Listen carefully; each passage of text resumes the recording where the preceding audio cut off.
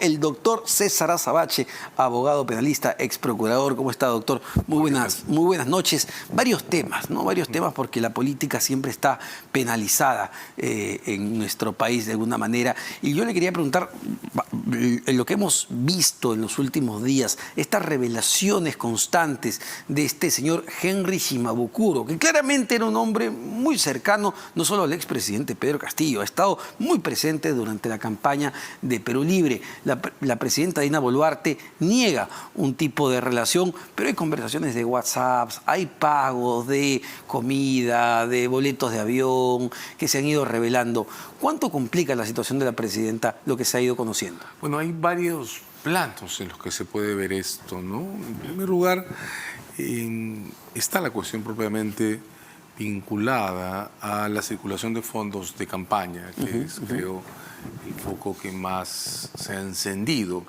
Hay que decir que en junio del 2006 fue Pablo Sánchez Velarde, siendo fiscal de la Nación, declaró con ocasión a uno de los casos Humala que, por ejemplo, los impedimentos o las protecciones del 117 de la Constitución no bloquean la posibilidad de investigar a un presidente, en este caso una presidenta en ejercicio, por eventos ocurridos antes que asuma el cargo. De modo que, para comenzar, hay que decirlo, este paquete de información vinculado a la campaña puede ser investigado por un fiscal, una fiscal común, ni siquiera es un asunto anticorrupción, incluso sin intervención de la Fiscalía de la Nación.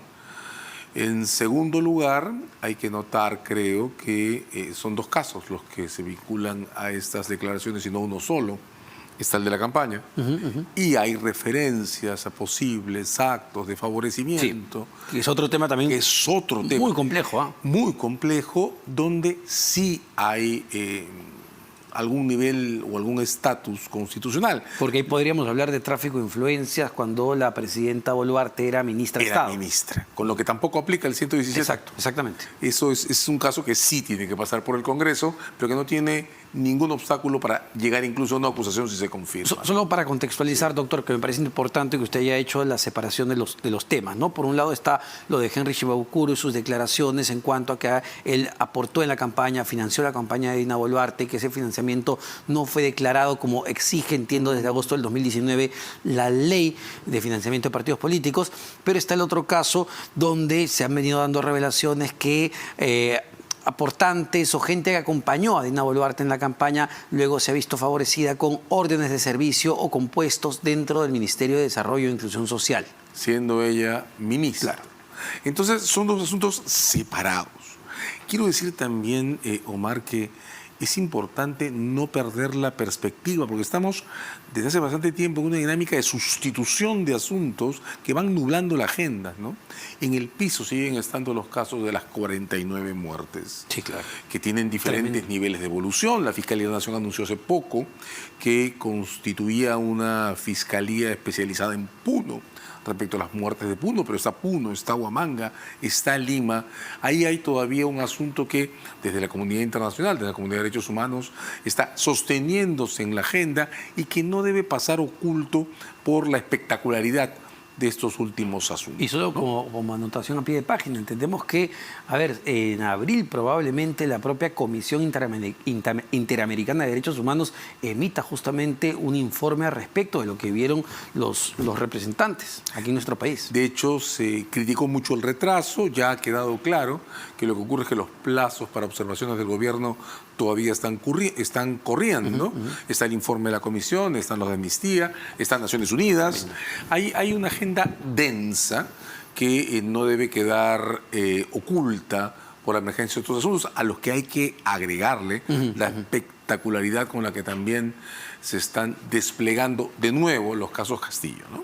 Claro, y por eso le decía, entonces ya de por sí, hoy por hoy, el Ministerio Público tiene suficiente material para abocarse a investigaciones que vinculan directamente a la presidenta Dina Boluarte. Es que yo creo que estas informaciones o estos datos que han estado circulando entre medios forman un caso que merece ser tomado en serio.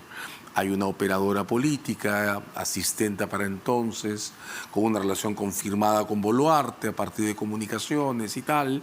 La relación entre Boluarte y Shimabukuro está sobre la mesa. Que tenga un carácter u otro es totalmente indiferente. Un caso sobre uso de fondos en estas dimensiones no involucra o no requiere que el candidato o la candidata en este caso sea la cabeza principal del partido. Basta la indiferencia para eso. Ese es un punto clave que entiendo ha estado en cuestión en los últimos días en el debate, ¿no? Si cuando la ley de financiamiento, la que se aprobó en el 2019, habla de que el candidato es responsable, también se refería a la plancha presidencial, es decir, el candidato a la presidencia, los candidatos a las vicepresidencias. En general, la ley penal sobre financiamiento ilegal de campañas busca incriminar a quien en los hechos maneja los fondos, a diferencia de las normas administrativas, que son muchísimo más formales en esto. De modo que la pregunta es quién los maneja. Y en esos asuntos hay que decir además que el manejo de hecho no es una cuestión de competencias o de asignaciones, es una cuestión que se reconstruye por las circunstancias y que se llena con la indiferencia. Omar, eso es muy importante. La indiferencia ha entrado en este tipo de discusiones desde los casos Fujimori y Humala, y eso significa que basta con que al candidato no le importe para que sea responsable por los resultados. Doctor, le pido, doctora Sabache, es muy importante lo que ha revelado el día de ayer en Día D en ATV El Español, Jorge Hernández Fernández, porque ha dicho que, pues sí, él mantuvo en su casa en La Molina por un largo tiempo a Fray Vázquez Castillo. Lleva más de un año prófugo este personaje, el sobrinísimo del expresidente. ¿Cuánto importa, cuánto impacta esto? ¿Cuán importante es en las investigaciones este señor El Español?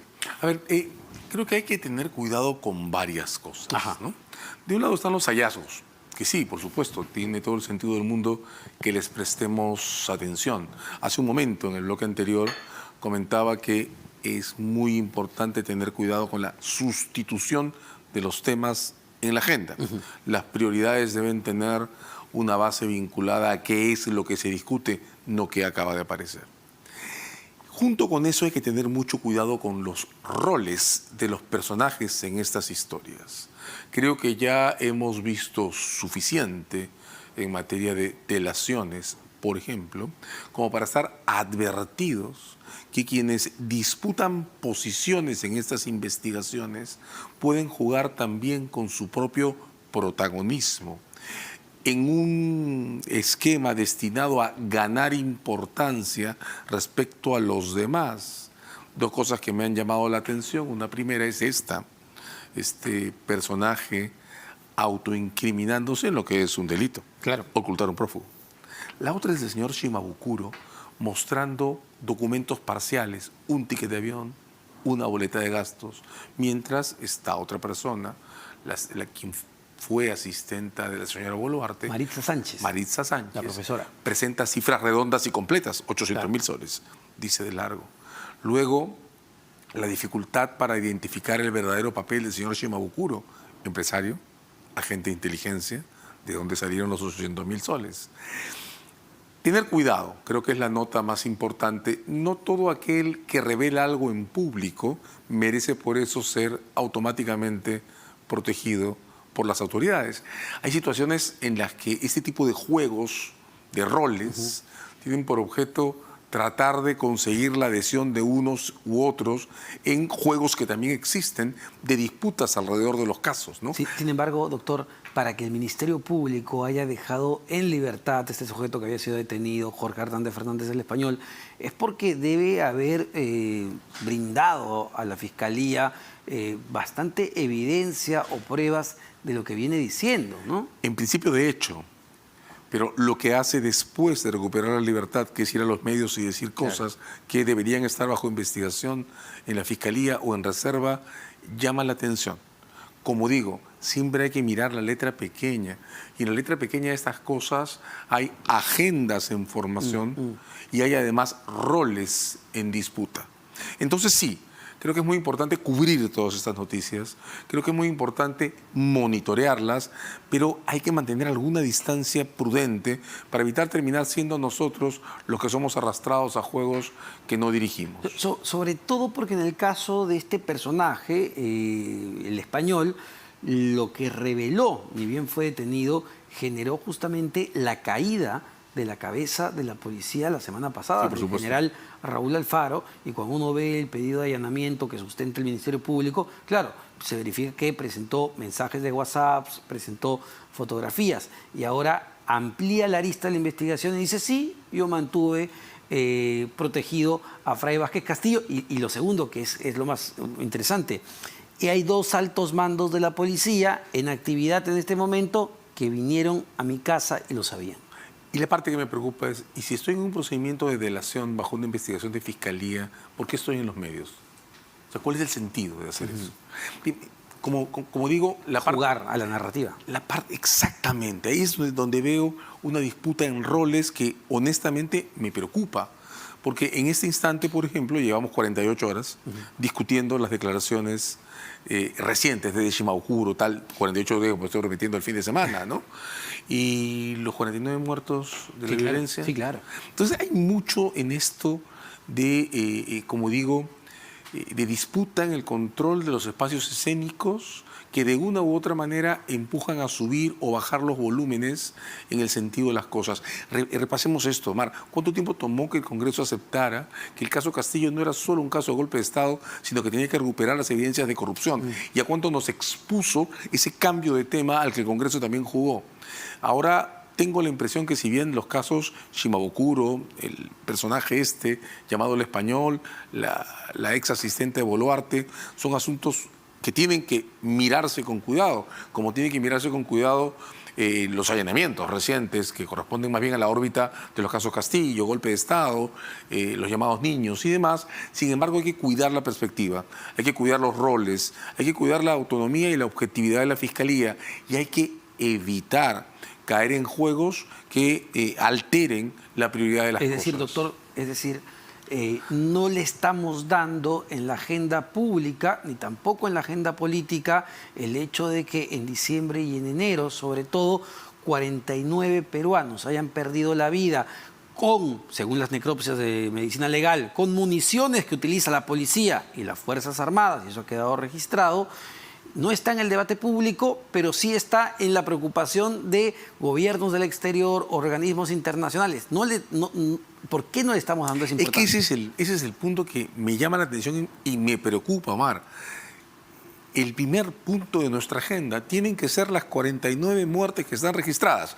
Todo lo demás hay que mirarlo, pero hay que mirarlo en su exacta dimensión y en el nivel de prioridad que tiene, por debajo de las 49 muertes. Lo primero que tenemos que tener claro es cuáles van a ser los procedimientos objetivos del Estado para hacerse cargo de esos decesos en las condiciones específicas que ocurrieron.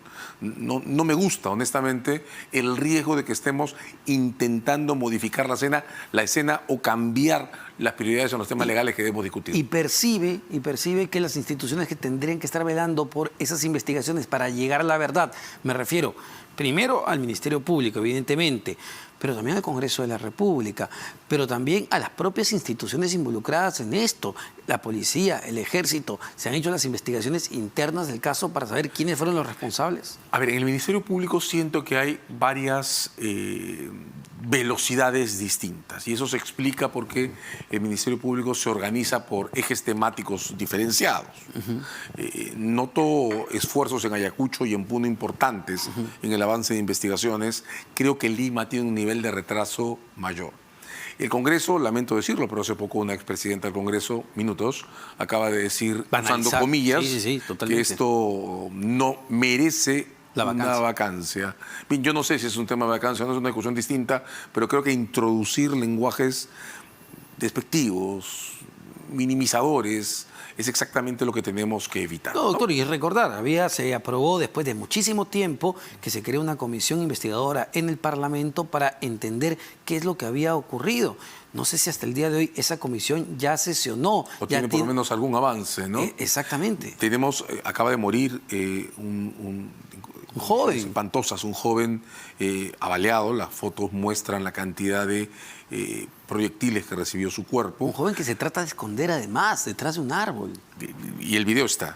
Y hace poquísimo se vio un video de una persona asesinada con una granada disparada contra su cabeza. Y esos son casos, Omar, 2 de 49 documentados que no están teniendo colectivamente el nivel de atención que han tenido en estos últimos días el llamado español o Shimabukuro. Repito, estos casos, los allanamientos, estas revelaciones, creo que merecen un lugar en la atención pública, pero hay 49 personas muertas de las que no podemos olvidar. Y ahí le pregunto, a ver, como hombre de leyes, por más que nuestra clase política en general, o al menos hay una parte del Parlamento que sí quiere poner esto sobre la mesa con la moción de vacancia que han presentado, que se va a ver este jueves contra la presidenta Dina Boluarte, pero por más que nuestra clase política quiera poner estas 49 muertes bajo la alfombra, ¿usted cree que va a ser tan sencillo? Es decir, estamos hablando de una situación dramática, sangrienta, ocurrida en nuestro país. Creo que es imposible. Estamos discutiendo, por ejemplo, ahora ante tribunales, comenzando a discutir el caso de las esterilizaciones forzadas, 30 años después.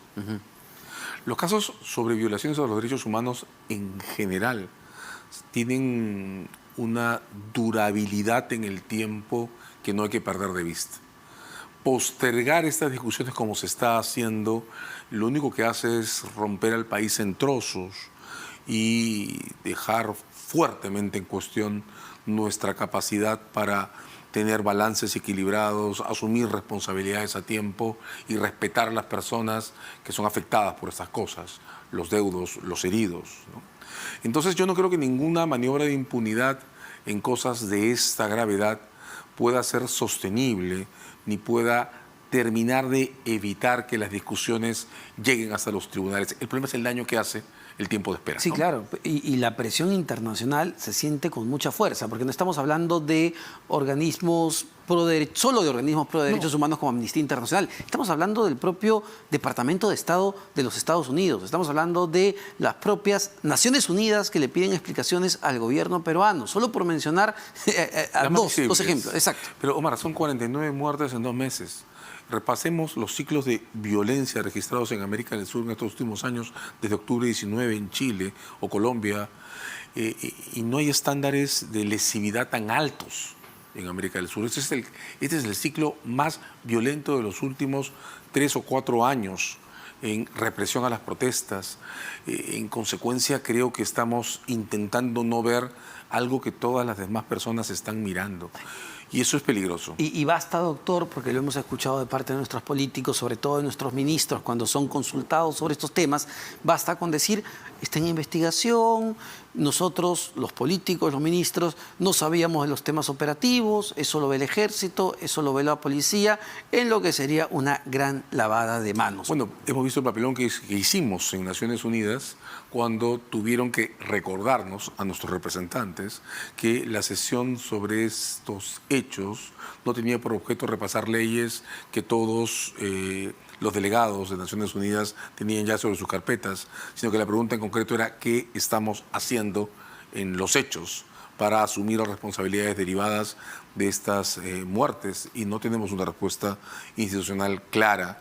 De modo que, no, Omar, yo tengo la impresión que bloquear la prioridad de esos casos es más que un error. Es una forma de dañar la legitimidad del Ejecutivo, y la legitimidad en general de las instituciones no se va a recomponer porque traspasemos la prioridad de la agenda legal a otros asuntos, que hay que ver, pero en el marco de una lista equilibrada de prioridades. ¿Y esto puede perseguir en términos legales a las actuales autoridades, llámese el primer Otárola, los ministros que estaban en defensa, en interior en ese momento, a la propia presidenta Dina Boluarte? Claro, no si se quiere, no en el plano local, quizá incluso en el plano internacional. A ver, déjame decirlo con una síntesis, con 2 frases en síntesis. Los casos de uso excesivo de la fuerza que causan muertes son violaciones graves a los derechos humanos y por ende son imprescriptibles. Ajá. Y son asuntos en los que además, así como decíamos que en los casos de uso de fondos en campañas la indiferencia basta, bueno, pues en ese tipo de casos la omisión basta. El día que se comete un primer crimen de esta intensidad con un gobierno que estaba recién asumiendo sus posiciones, era posible asumir que el gobierno tenía una posición institucional lo suficientemente sólida como para evitar lo que estaba ocurriendo. Pero a partir de ahí en adelante, las repeticiones son responsabilidad de quien está al mando.